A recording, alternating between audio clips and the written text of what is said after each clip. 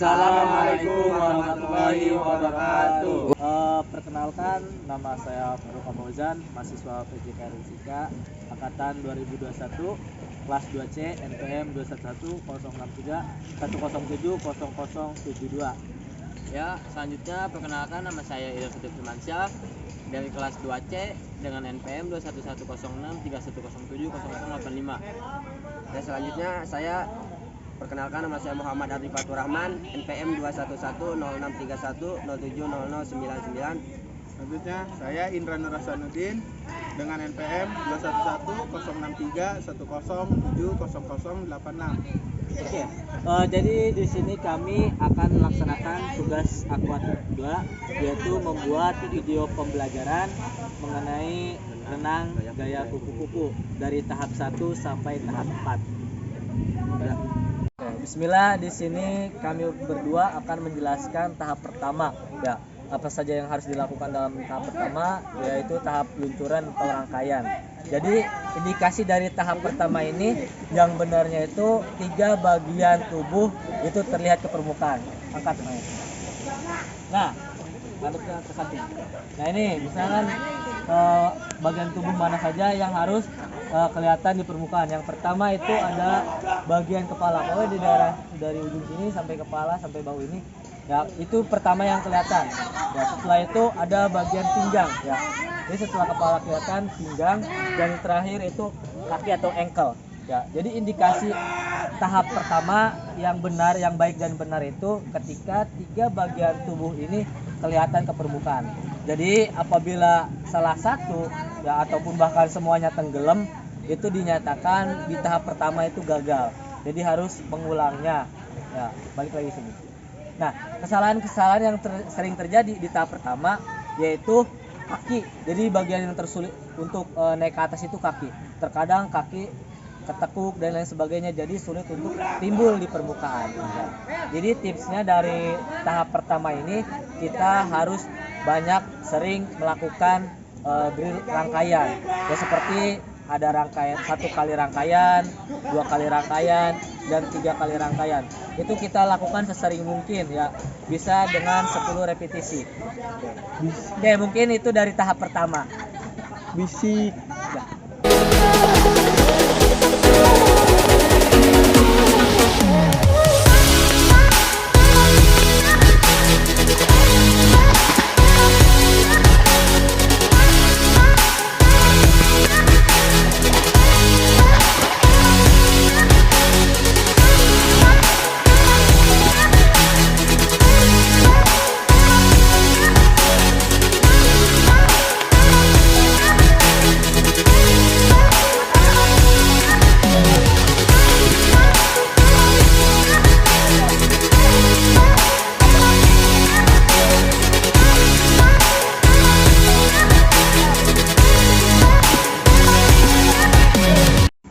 Kesalahan di tahap pertama yaitu ada beberapa kesalahan di tahap peluncuran.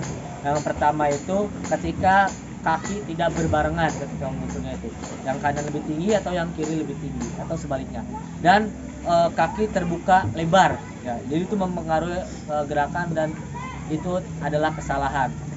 Yang ketiga, ketika udah berbarengan terus sudah tidak terbuka dengan lebar, namun yang bergerak hanya bagian belakang atau kakinya saja, tidak bergelombang. Dan yang terakhir itu letut tertekuk, jadi mengakibatkan tenggelam ya. Maka dari itu kita harus gerakannya bergelombang. Oke, selanjutnya yaitu tahap kedua mengenai pengambilan napas ya.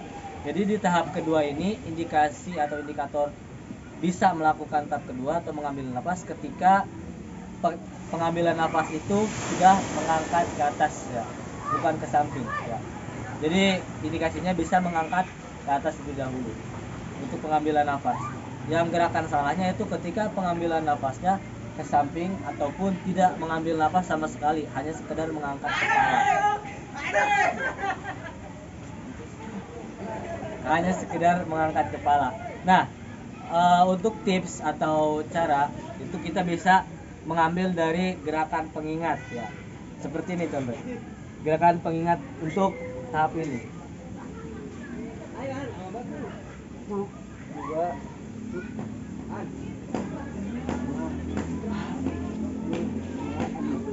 Bagus. Coba diperhatikan saya. Tuh, dua. Dua. Nah, jadi seperti itu, ya.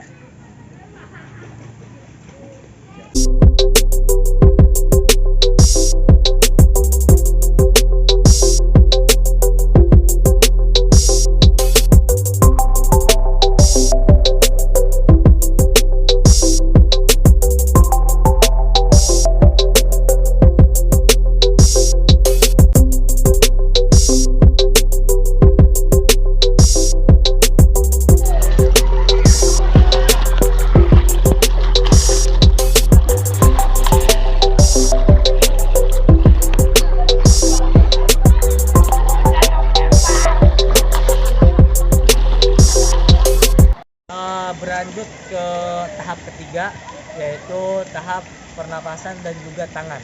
Di sini kita berfokus kepada tangan dua, ya. Jadi untuk bisa indikator menggunakan dua tangan ya dalam renang gaya kupu-kupu, yaitu ketika tangan kita bisa membentuk huruf S. Huruf S seperti ini. Jadi ketika menggunakan dua tangan itu kita seperti membuat lingkaran. Karena huruf S-nya bersinggungan, jadi simetris menjadi lingkaran. Tuh, untuk indikasi benar dalam tahap ini. Dan untuk indikasi salah dalam tahap ketiga ini, yaitu ketika menggunakan dua tangan namun tidak membentuk huruf S. Misalnya membentuk huruf Q, hanya lurus saja. Kenapa digunakannya huruf S? Ya, karena ketika menggunakan huruf S itu ada dorongan dan juga fleksibilitas yang memudahkan untuk berenang gaya. Nah, selanjutnya itu di dalam tahap ketiga juga ada gerakan pengingat. Coba contohnya, gerakan pengingat dalam berenang menggunakan dua tangan. Ini kan Ya, seperti itu. tapi kepala gini. Ya. Stop. Ya. Sambil jalan nggak? Nggak usah. Nggak usah.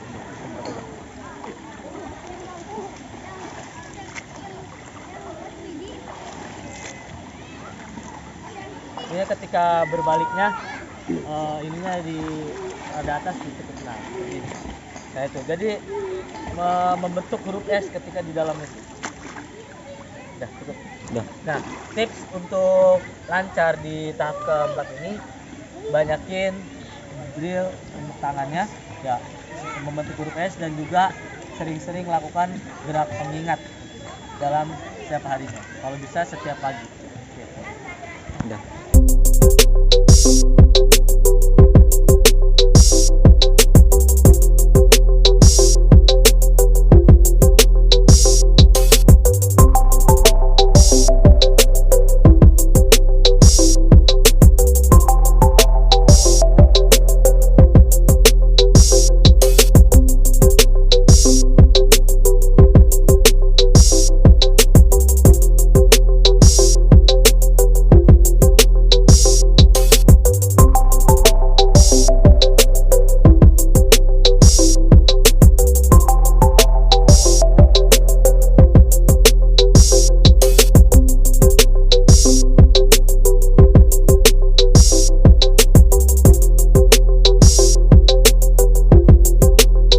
Yang terakhir atau tahapan keempat mengenai pembelajaran renang gaya kupu-kupu, yaitu tahap koordinasi gerakan, di mana dari tahap pertama sampai tahap ketiga itu semuanya dilakukan ya, dari tahap peluncuran, terus juga pengambilan nafas, tangan, serta koordinasi itu semuanya ya.